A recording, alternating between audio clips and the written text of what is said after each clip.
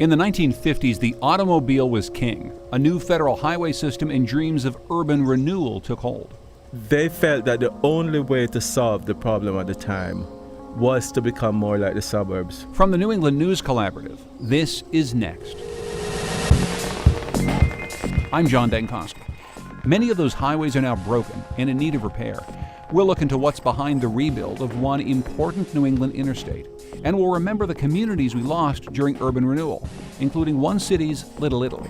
There was no closeness anymore. There was no kumara, kumpada next door that they could go and talk to. We'll ask what are the most important issues heading into this election for each New England state, and we'll tackle another burning issue. What exactly are you looking for at the Antiques Fair? Whatever catches my eye, I fall in love and I get it. Whatever it is, if it's made out of pretty wood, falling in love. You'll fall in love too at the Brimfield Flea Market. It's next. Next is powered by the New England News Collaborative, 8 public media companies coming together to tell the story of a changing region, with support from the Corporation for Public Broadcasting. This is Next. I'm John Dankosky. We're going to start the show with a few stories about how we move ourselves around New England and some of the consequences. First, we've been closely watching proposals to build new high-speed rail through the region that could drastically reduce travel times from Boston to New York and points south. The Federal Railroad Administration has been considering 3 plans with a variety of old and new pathways for the trains. A decision on a preferred route is expected sometime this fall. But now emails obtained by a group opposing a route through the coastal town of Old Lyme, Connecticut, seem to show that the FRA has had a preferred route for a while. And yes, it's the one that goes right through that town. Kimberly Drellick's been covering the story for the Day newspaper in New London. Well, as soon as the news surfaced, Senator Richard Blumenthal of Connecticut said the documents raised serious concerns about the transparency and sincerity of the process, and he's demanding an explanation from the FRA. Local officials are also searching for answers about what exactly this means. I know I can't speak for all the residents in Old Lyme, but I know certainly some have told me that there's a sense of despair and distrust over this news. Well, what is the problem that residents there have with this route? Maybe you can explain where it would go through and what they think it would do to the town. So this route is a inland bypass between Old Saybrook, Connecticut, and Kenyon, Rhode Island. And the maps that have been released so far show that the rail line would go through the center of Old Lyme, where there's the town's historic district and a lot of commercial resources. So the people in the community have expressed concerns that this would really threaten the community's cultural, historic, and environmental resources. The first selectwoman of Old Lyme, to paraphrase, basically said at a meeting that this is not a not in my backyard issue. This is really about the town's survival. If you want to see a map of the proposed route, go to nextnewengland.org, and we'll be keeping an eye on this story. If true high-speed rail seems like a faraway dream, there's always the highway. And to get to and from many parts of New England, that means a well-known road that many people hate, I-84. One of the reasons for that hatred is a short stretch that runs right through the heart of Hartford. When it was built, it caused 2 big problems. First, it meant that all the interstate traffic was bottlenecked onto a twisty, turny, elevated roadway, with a series of complicated on- and off-ramps infusing new traffic into the mix. There's commuters, delivery trucks, locals just trying to get across town. Sections of this roadway have a crash rate that is 4 times higher than other comparable state highways. And on an average, there are 2 crashes per day, often causing severe travel delays. That's Connecticut's Governor Dan Malloy speaking at a press conference announcing new plans for the viaduct section of the highway, which is, in Transportation Department terms, past its useful life. We'll get back to that plan in a minute, but let's address the second problem with the highway. When highways were built right through cities in the middle of the 20th century, they destroyed neighborhoods and physically separated communities. It's a problem well known to the nation's transportation secretary, Anthony Fox. He grew up in a neighborhood that was cut off by a highway, and he talked to NPR's Brian Naylor back in April. The values of the 1950s are still embedded in our built environment, and the prejudices, the notions of who's in and who's out are still part of the built environment, and we can do something about it. But how to fix the problem? Norm Garrick studies transportation engineering for the University of Connecticut. He just wrote about Rochester, New York's attempt to fix a 1950s planning disaster for CityLab. Norm Garrick, welcome to Next. Nice to be on. So let me ask you first about what you see in this proposal to rebuild the I-84 viaduct through Hartford. There were a couple of plans that were put out there. One would be a tunnel that would be very much like the Big Dig tunnel that was built through Boston. And then there was another plan that would provide for a brand new raised highway, which nobody really thought was feasible, but was out there as a proposal. And then there's the proposal that they have more or less agreed on, which is building a roadway that is either at grade or below grade, and then decking it over in places so that you can reconnect some of the city. What did you see in these three proposals, and what do you think about the plan that has come out now? I think we're getting the best solution that we can possibly get, given the political situation that we're in, given how people think about transportation.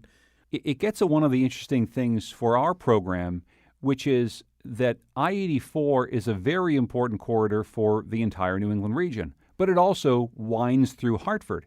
The part that we're talking about fixing is the part that's right in the city of Hartford, but how that gets rebuilt and how efficient a highway that is, how long it's closed, that means a lot to the rest of the people in the region. So from your perspective, Norm, how much should we be thinking about the local impact when we rebuild a highway like this, and how much should we be thinking about the larger impact of the entire region? Well, we have to think about the local impact, because when these facilities were being built first, the local impact was almost an afterthought. So now we're getting to the stage realizing the overall impact, and so we're getting a rethinking. I mean, the overall impact is also important. But if you look at what is actually happening with that freeway, most of the traffic is local. It's not really about the true traffic. We do need true traffic facilities, but much of the traffic that uses the facility is local to the Hartford metropolitan region. In fact, local to Hartford, West Hartford, and Glastonbury. Well, so then help us design a better highway. And maybe, I don't know, the ship has sailed for this particular redesign, but every single interstate highway in America has both local usage, commuters, people just trying to get across town, right. And then it also has a lot of people who are taking their families on vacation, or long-haul truckers who need to get produce from one part of the country to another. How might we design a highway that takes all of these things into account and gets people where they need to go in a more efficient way than we have?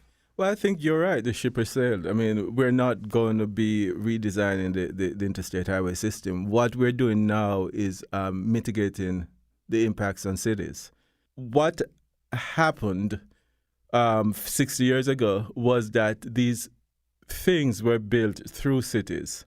And it turns out that not even the person that signed the bill, President Eisenhower, realized what he had signed. He did not realize that he was signing a bill that would allow highways to be built through cities. But the ship has sailed, as you said. What was the substantial impact of the highways that went through these cities when they were built 60 years ago? And what happened to towns like Rochester or Hartford?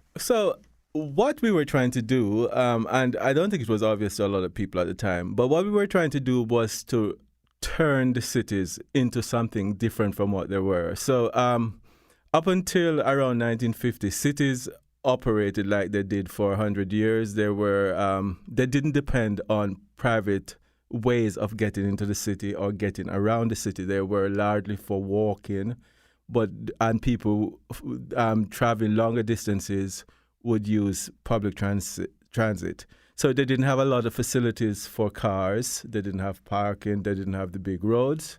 But around 1950, the cities were losing population.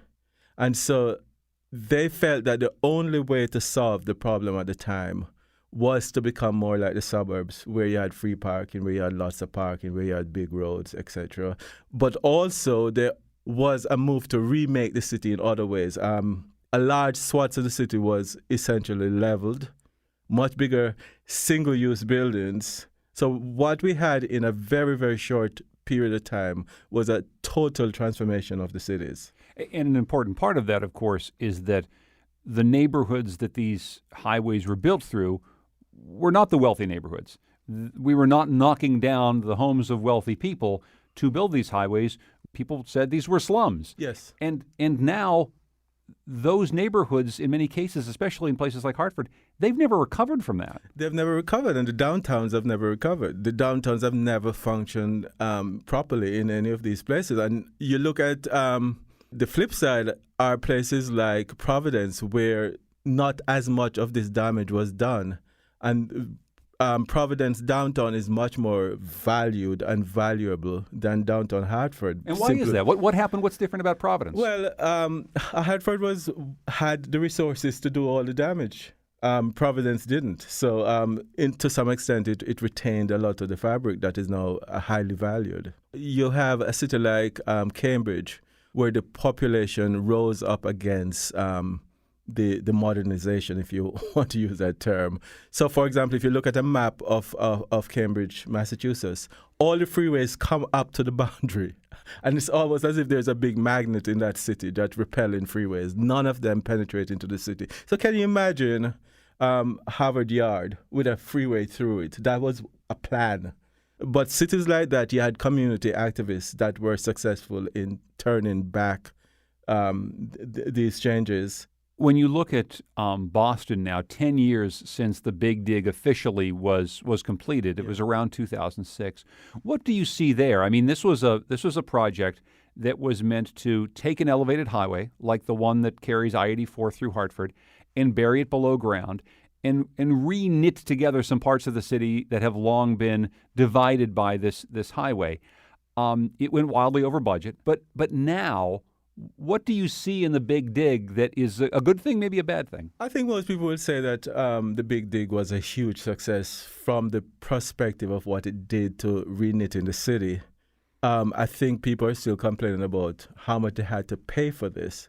But the idea of just taking the freeway and putting it under the ground and hiding it, given the cost, and given the fact that you're really not dealing with you're not really addressing the issue, that is the idea of bringing all of this traffic into the city. Well, and that issue, I mean, it has other costs. One of the things you study is parking patterns, yes, and how much surface parking a community like Hartford has.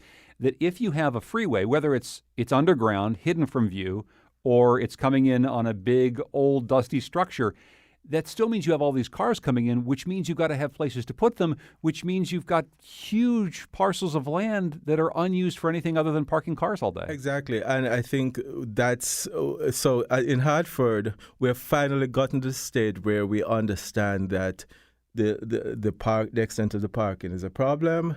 Having the freeway elevated above the city is a problem. But what we are doing is dealing with the symptom. And we're not really dealing with the underlying cause, the fact that we have turned this city into a car-oriented city. And we see this all over the world. I'm going to bring up Zurich, which is one of my favorite cities in the world. And the mantra there is that you are welcome, but your car is not. And that would work very, very well in Hartford. It's not that we're getting rid of cars and that we're going to say you cannot absolutely use cars, but you don't make it necessarily the easiest way to get into your city. Norm Garrick, thanks so much for joining us. I Thank you appreciate for having me. The urban renewal programs of the 1950s have had a lasting impact on other New England cities, too. Georgia Moody brings us the story of what happened to Portland, Maine's Little Italy. Newbury Street was a world unto itself. You thought that the whole world was Italian, and unfortunately it wasn't. Portland, Maine's Little Italy. That's where we lived. From 4th Street to Congress Street and from Mumford Newbury Street, India Street, probably Mumford up Street, to Federal Street, Vine Street, Deer Street, Deer Vine and Chatham Street. That was the heart of the Italian community. They had taken their little piece of Italy, their piece of heaven, and brought it here. And it lasted up until the 50s. And then urban renewal came in and cut Little Italy right in half. They just came in with bulldozers and it was gone. It was gone.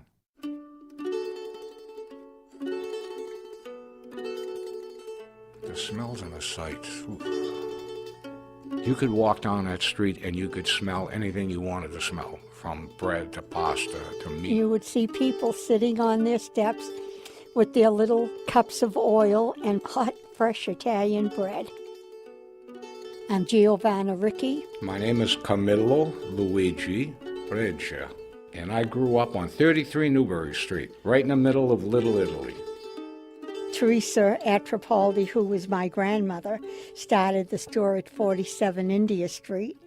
And then we had Lefevre store at 72 India Street, Cartonio's at 45, and Amato's at 71. So we had 4 Italian groceries within a block. Each house had fig tree, apple tree, pear tree, plum tree, gardens. They all had gardens. And that's where most of the parties in the neighborhood took place. My name is Lou Giummani. I was born in 1922. Most of the Italians, they all congregated around the St. Peter's Church. We were baptized there. We made our communion there. We had our confirmation there. And a lot of us were married there in the church, see?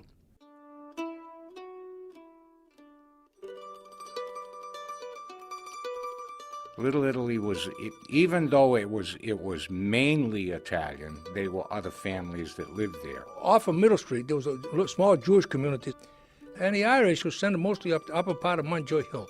You know, and everybody got along fine. There was never any trouble. On Newbury Street, next door to what used to be the synagogue, my Italian grandparents lived on the 2nd floor on one side, and on the 3rd floor were my Irish grandparents. And that's how my mother and father met. My name is Anne Balzano. That's my maiden name, Rand.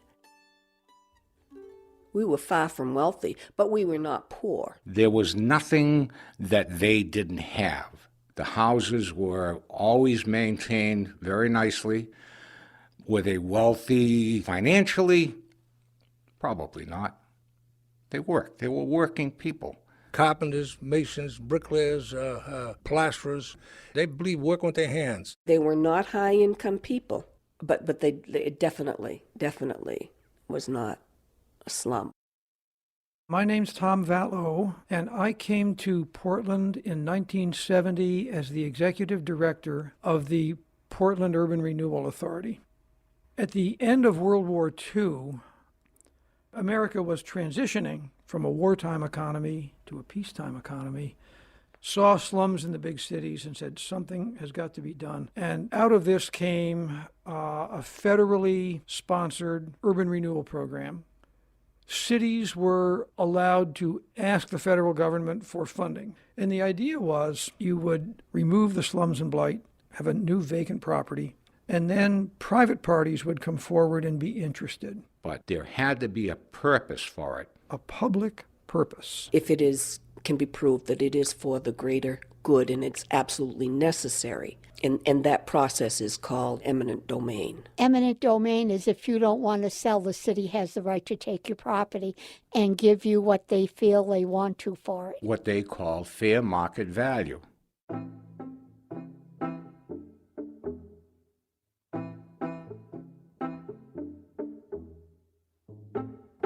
The first project that they were involved in was in Deervine and Chatham, and that took place in 1955. Everybody was up in arms, and they went to the council meetings, and there was nothing we could do. The council had the last word. And everybody said, well, it must have been all said and done even before you told us about it. These Italians built those houses, lived in those houses, and they plan to die in those homes. The city comes and takes the home, gives them $3,000, $4,000, $5,000. Where do they go? That was it. And you were out.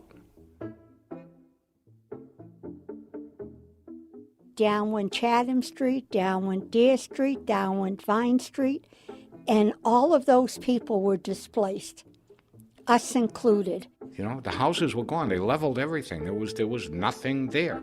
It was vacant lots. And what did they do with it? They built office buildings. And now it's almost all commercial. The high-rise hotels, garages. You destroyed a whole neighborhood to build that? Grant you, the office buildings are giving people work and so forth, but you took part of us with you. There was no closeness anymore. There was no kumara, kumpara next door that they could go and talk to.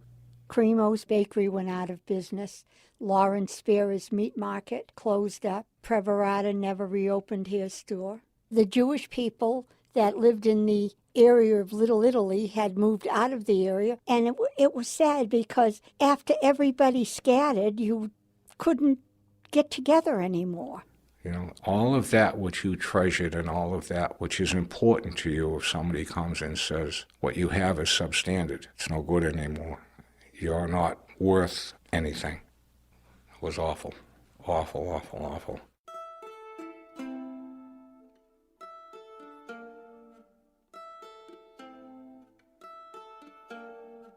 The urban renewal program, in the long run, got a bad name. We were not looking to benefit Company A or Company B or Company C. I think the overall community benefited greatly, and that was the intent. I don't think there was anything really nefarious going on. I think that there was a lack of real consideration for the people with the glorious thought that we'll do this and everybody will be better off for it.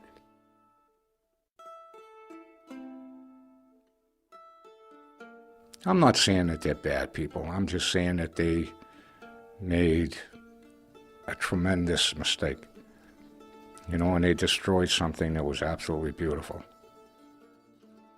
The house is a physical thing, but the closeness of a community, once you break that up, can never be replaced.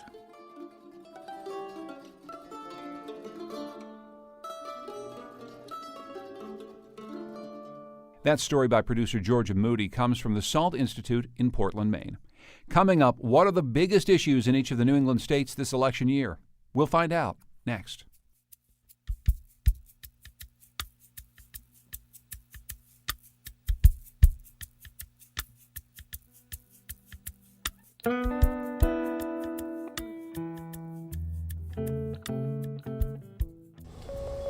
Next is made possible in part by our founding supporters who believe in the power of collaborative news coverage, including the Common Sense Fund, supporting the New England News Collaborative in its coverage of climate change and global warming.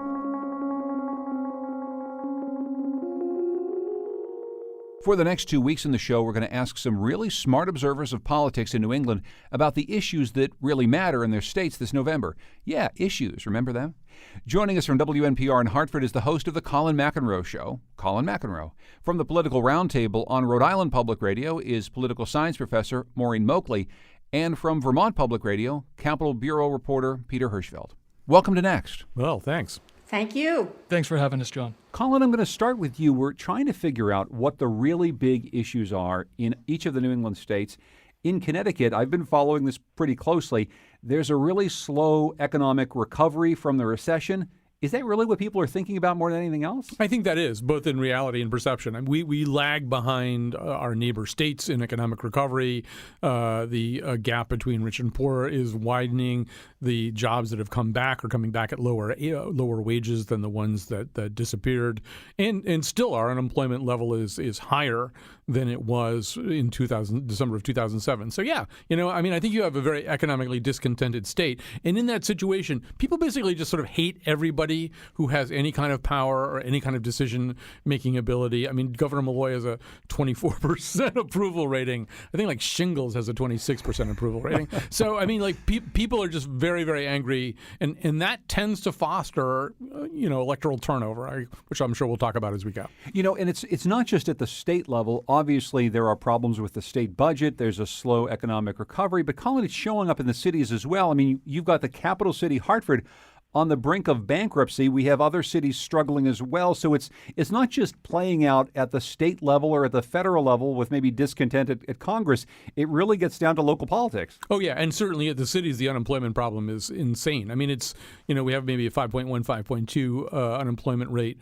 statewide. But then you look at the cities, it's 8.9 or 9.2. Yeah. Whatever economic problem you're talking about, double it in the cities.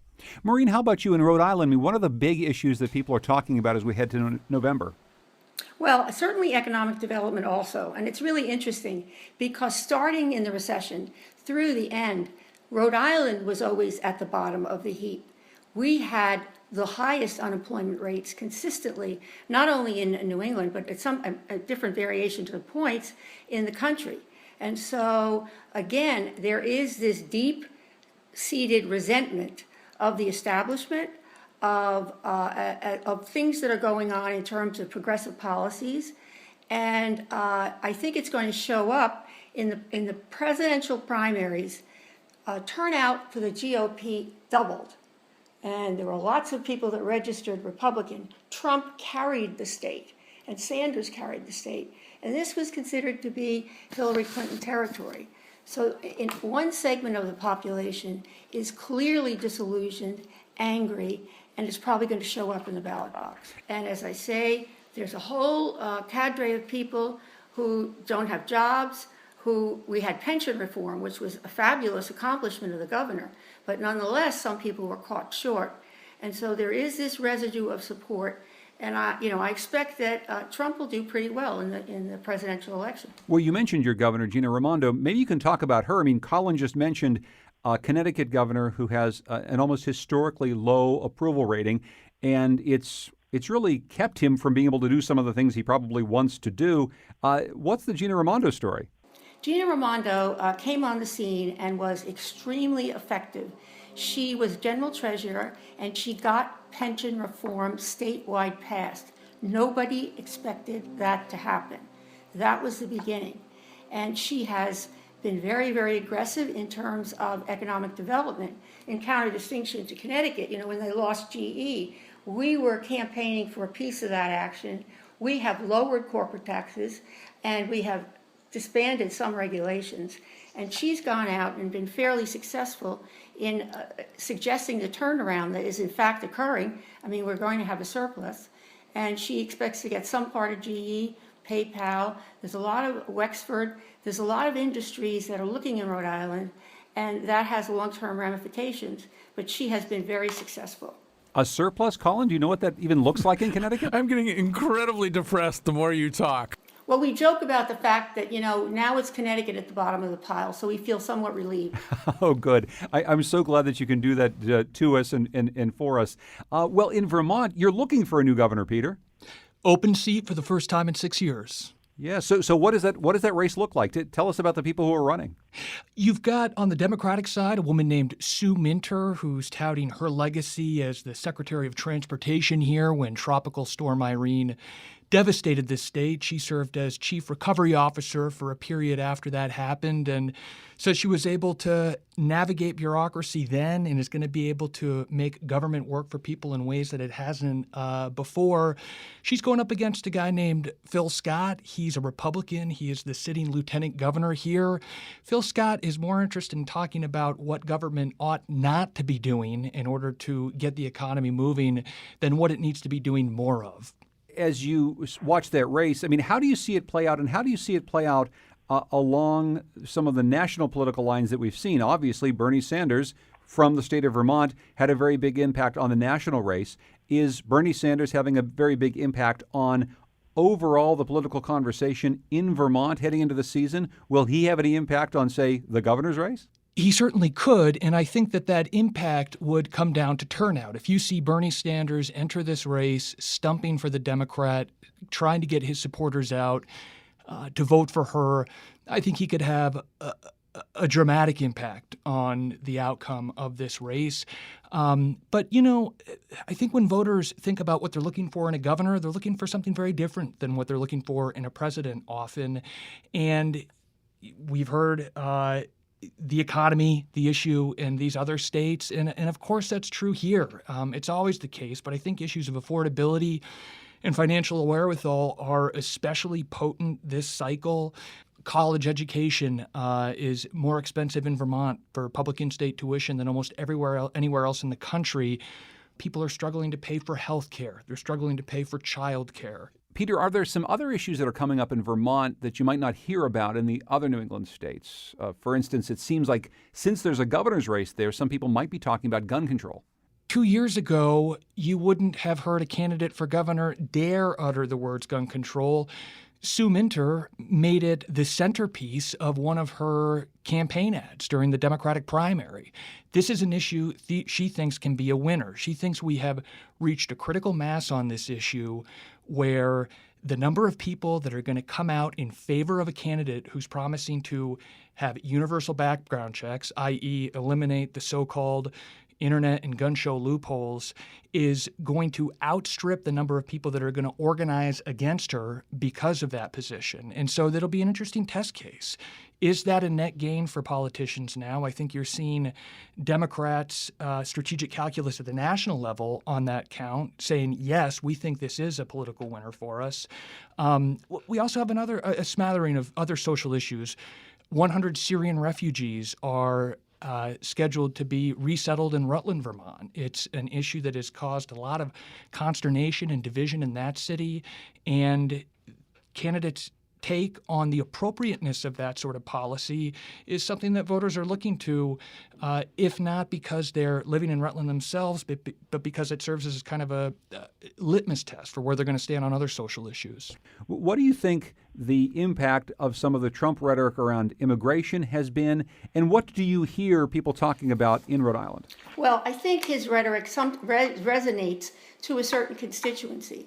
But the difference is in Rhode Island, we have extremely progressive policies when it comes to immigration. There's a great reluctance to apprehend or go after illegal immigrants, and I expect there are a significant number. And so the strength of the Latino community in preventing certain actions or policies is quite strong, and we have a tradition of that. And so most people expect the whole idea of immigration and allowing people to settle. We have a great network and support system that's been in place for decades where we take people in. So it's not as contentious, a visible issue, but again, I do think that there's a stealth factor there in the sense that I've heard a lot of conservatives say, you know, we do all this for immigrants, we're doing all this in terms of education and schooling and so forth, as well as social welfare policies, and what are we doing for everybody else? Peter, I think it's fair to say that Vermont isn't changing as fast as Rhode Island or Connecticut, and it didn't in the first place have the type of diverse population that these other states have. But clearly immigration is having an impact in your state as well. It is having an impact, and I think that when you are a state that has such a small population of immigrants, African Americans, Latinos, small shifts in those demographics can have an outsized influence on the conversation that's going on in the state about the meaning of that. And what we're seeing in a place like Rutland is a basic, visceral opposition among a large segment of that community that says, look, for a whole host of reasons, we can't afford to have these folks coming to live with us, whether it's because of public safety, whether it's because of the impact they're going to have on public infrastructure there, school costs, public safety costs. And it's fascinating to see this divide open up in Vermont, which is viewed by a lot of people here, and I think a lot of people outside it, is this ultra-blue liberal haven that likes to think of itself as open and inclusive and welcoming to everybody who wants to be here. And I think to an extent, Donald Trump at the top of the Republican ticket has emboldened a group of people here that might not have otherwise felt so comfortable making their views as public as they have. There are critics of that movement saying they are very clearly being influenced by their own latent or overt racism, and that the fact that these folks aren't white and Christian is the reason that they don't want them coming here. But this is a really intense debate that is, in some cases, fracturing elements of these communities, and it's something that the state is not anywhere close to coming to terms with, and I think it's going to be a long process to get there. One of the main things, Colin, we're going to be covering on our show over the course of the next not just months but years, though, is this demographic reality that's happening all across the country. Is whether people like it or not, America is changing, and there's going to be more and more people coming from other parts of the world. There are going to be more people who are speaking Spanish and other languages. But I think in New England, it's even more stark. We're a really old part of this country. Connecticut, Rhode Island, Vermont would be aging even faster if it wasn't for people coming in. And I guess I just wonder if it's not this election cycle or this political season, if at a certain point we start to bend a little bit toward the demographic shifts and say, well, look, I think the only thing that is going to save our region from getting really old really fast is people coming in from the outside. Yeah, I think actually this election in Connecticut will tell you a lot about that. I mean, first of all, there are parts of Connecticut that are not diverse at all. The 2nd Congressional District, which is in the east, it's Joe Courtney's district, is 85% white. I'd be surprised if there are a lot of 85% white congressional districts in America. On the other hand, I mean, I think when you see how Donald Trump does in this state, and I haven't written him off in this state at all. I mean, we have a huge unaffiliated voter population. There are parts of this state where he can run very strong. The Republicans are poorly organized here. They don't have good leadership. But if Trump does well, that'll tell you, that really so far, anyway, that white vote that he is going to be depending on is still a pretty significant one. If Hillary Clinton does well, and a lot of her success in the primaries was certainly driven by populations of color concentrated in cities, that'll make your point a little bit more. I think this will be an interesting test in terms of political power anyway, and vote-getting power or vote-delivering power. This cycle will be really interesting. Tell you a lot about the condition of Connecticut in that regard. I'm going to bring up Bernie Sanders again, in part because one of the things that he talked so much about during his unsuccessful run for president was the power of money in politics and how big a corrupting influence that can have on the system. Some observers say that it's one of the most important things that we have to grapple with in America, but it doesn't seem necessarily to rise to the top of most political debates when it gets closer to an election. Well, this year it matters in the sense that I think there's been a real change in slowly but surely the old guard is leaving. There were legislators who didn't fill out their financial forms, ignored the Ethics Commission. They were very cavalier. And little by little, the ground has shifted. And a lot of the old guard is leaving. We had a chair of the Finance Committee who was robbing a nonprofit that he ran and other unsavory things that we don't even know about. The FBI is after him. We had another legislator who, part of this old guard, who wasn't even living in his district.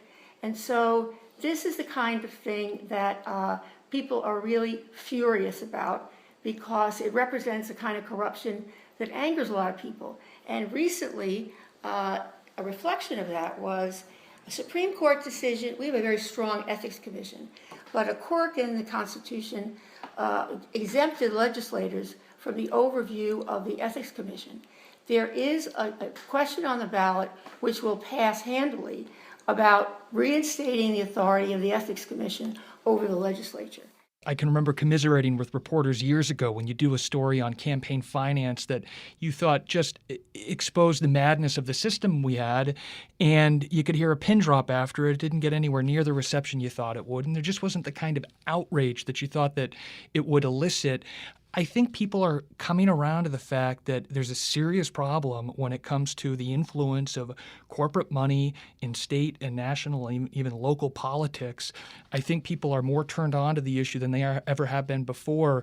It's not the kind of thing that people are going to bring up in their top 10 of issues that they care about when they're polled, for instance, but I think it's something that has begun to speak to people on a gut level. And while I think it's going to take some time for longtime incumbents to pass out of office before it can be a real deciding factor in elections, I think it's only a matter of time before politicians realize they're going to have to get hip to this new sentiment among voters that they don't want somebody that is tacitly influenced or explicitly by the hundreds of thousands of dollars that are funding their campaign apparatuses. For us, it's a slightly different situation where, in fact, the incarceration of our former Governor Rowland triggered a whole bunch of election reforms, including public financing, which we have now here for state races. The problem is that due to some court decisions and some finagling by the state parties, a lot of the money that was supposed to be locked out of the system by a public financing law is trickling back into the system. We're starting to ask the question, for all the millions of dollars that we're spending providing public grants for people to run election campaigns, are we getting the clean elections that we ordered up in that process? Colin McEnroe is host of The Colin McEnroe Show on WNPR. Peter Hirschfeld is Capitol Bureau reporter for Vermont Public Radio. And Maureen Moakley is a professor of political science at Rhode Island University and also a member of the Political Roundtable on Rhode Island Public Radio. Thank you all so much for joining us. Thank you. Thanks. Thanks, John. Coming up, is it trash? Is it treasure? Antique or secondhand? We'll take you to the Brimfield Flea Market next.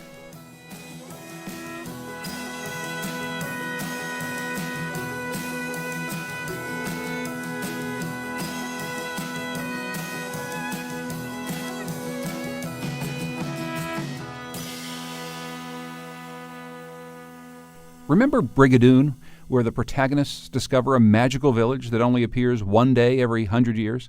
Brimfield, Massachusetts is kind of like that. The town only has about 3,500 permanent residents, but for a week in May, July, and September, the town transforms into a bustling tent city known as the Brimfield Antique Flea Market. The market dates back to the 1950s and boasts about 250,000 visitors these days, stretching half a mile down Route 20. At Brimfield, you can find anything from a statue of the Buddha to your library's old card catalog to action figures from the original Star Wars. At a market like this, the stuff comes with stories. And next producer Andrea Muraskin found plenty on her visit over the weekend. What is the definition of an antique? An antique is at least 100 years old. Some people have different definitions, but most of the dictionaries 100 years old or older. What's the difference between an antique and an old piece of crap? 10 times the price. If it's older than you, it's an antique. Are you here looking for something in particular? For goodies, just for goodies. No particular thing. Whatever catches my eye, I fall in love and I get it. The glitter glass. The glass usually does it for me. And pretty wood. So, whatever it is, if it's made out of pretty wood, I'm falling in love. Do you have a budget? I never have a budget. He has a budget. I'm Tal and this is Hannah. Usually the principle is we don't bring in anything before we throw something out. So do you have like a purge before you come to Brimfield? Do you say, okay, honey, what are we getting rid of? This is the dynamics. I'm for that, but Hannah can't give up, so easily. So it gets accumulated because nothing is worth fight. My name is Jamie Carpenter. I'm from Lancaster, Massachusetts. What does it mean that it's antique? Well, it just means it's had like this big long life and it's survived all this time. But when I look at some of the pieces, like we have a Sheridan table over there, that the turnings on the leg, I mean, to think that they were done 300 years ago, and there's some damage here. But I mean, it has this really old smell. Like it smells like when you go to a colonial village, or a historical village. Yep. Yes. I mean, think 300 years ago, and there's no electricity, and there's no, So that's what I love. I really like Art Deco, mid-century, Art Nouveau. That's my style. And I do like the the antique salvage where people take like old wood and then repurpose it into a cool table or do that. Like that. Oh my God, that gets me. I love it. Like old grandma smell and like mothballs and dirt and rusty things. Yeah. It gets me. Is there anything that you have here that has a story to it that you really love? Well, we've done a lot with toys for years and years and years. And just every person you talk to that collects toys has their story about how they played with it and what they did when they were a kid, And then a lot of times it was, I played with them and killed them and now I need to replace them, Well, this one's a Millennium Falcon. That's $85. That's from the first movie. And they continue to make them for each movie, so they get later ones, you know. This one is the Y-Wing at $65. Some of the vehicles for Star Wars go in the hundreds because they're harder and rarer to find. Have any crazy flea market stories? I didn't recognize Diane Keaton once. And I was talking to Diane Keaton and sold her a bunch of stuff, and it took me a couple shows to actually realize who she was. And now we've become friends over time. Brimfield is interesting, but they're super overpriced. It's Yankee price. So what is your full name? Yves Bernard Martin. I grew up in Paris, but I moved to New York when I was 20. My father was freed from a labor camp in Germany by Americans. I grew up, everything, the best stuff was American made. The post-war years, you know. If you had an American car, you were either very rich or a hood, you know. And the stuff, the mixer, you name it, whatever, the pliers, everything made in America was Top Gun, would last for a lifetime. And then democracy moved in. Democracy was there. But suddenly it took a turn where it's millions of people. We were less people 50 years ago. And everybody wants the same stuff. Look how many iPhones are being sold each time a new one comes out. I mean, it's mind-boggling. I have to ask you about something that I saw. Why do you carry Nazi emblems and memorabilia?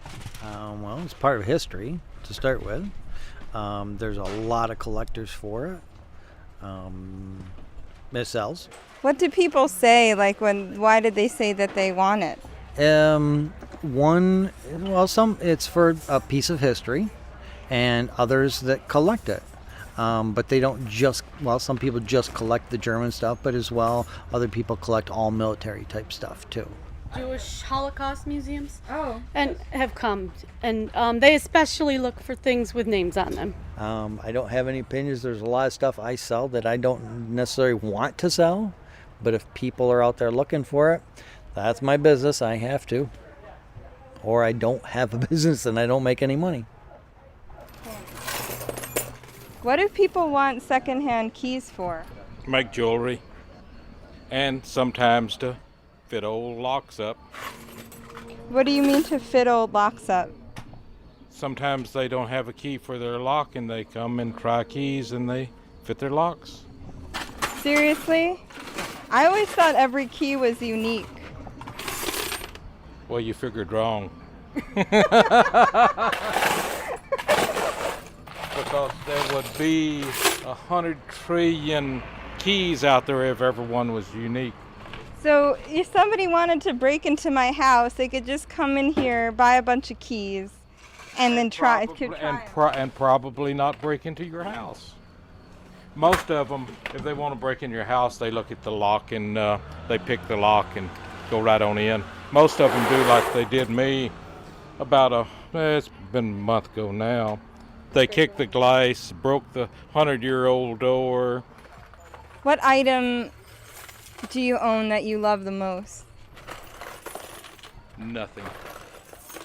You're not attached to stuff? It sounds like you're attached to the door. No, it's just that it was old. It was an antique. Any antique, whether it's mine or yours or any antique, can't be replaced. So if you destroy it, that's just like killing a person, because he took antiquity away. He destroyed antiquity. What's your name? Dave. Last name? No, you don't have to give it. Rosie's Resales. What's the story behind the centaur lady at the front? The horsewoman. The horsewoman, I bought her here. I bought her here from another dealer who had no information on her. But Rosie wants to put wings on her. Right? Make her look like the winged horse. Oh, a Pegasus. Pegasus. But it's a real carousel bottom with a mannequin top. So it's a folk art piece. What would you like to sell it for? Bottom would be $225 right now. I think if we put the wings on it, that's going to be $1,000, $1,500 piece. Why would it go up so much Because with then the it wings? will become an art piece. Somebody will want that, put it in a loft, put it in a fancy place. What is your most valuable item here? I would have to say my 1966 Beatle ticket from Shea Stadium. It's worth about $1,500. Actually, it's worth $2,500, but we're only selling it for $15. It's signed by Sid Bernstein, who brought them to America, and it's just so collectible. I mean, there's some other bands out there too, but the Beatles really rocked it, man. They came here and they stormed America, you know. The Stones came, everybody came, but I still think they're the best, man. Check out photographs of Andrea Muraskin's trip to the Brimfield Antique Flea Market, including pictures of the horse lady, at nextnewengland.org. While you're online, we'd love your feedback on the show. Find us on Facebook and Twitter at Next New England, or send an email to WNPR.org. Next is produced at WNPR by Andrea Muraskin. The executive producer is Katie Tolarski. Our digital editor is Heather Brandon. Our theme music is by composer Todd Merrill. You can hear more of his music at toddmerrill.com. The New England News Collaborative is funded in part by the Corporation for Public Broadcasting and powered by WBUR Boston, Vermont Public Radio, New Hampshire Public Radio, Maine Public Broadcasting Network, Rhode Island Public Radio, WSHU Public Radio Group, New England Public Radio, and WNPR.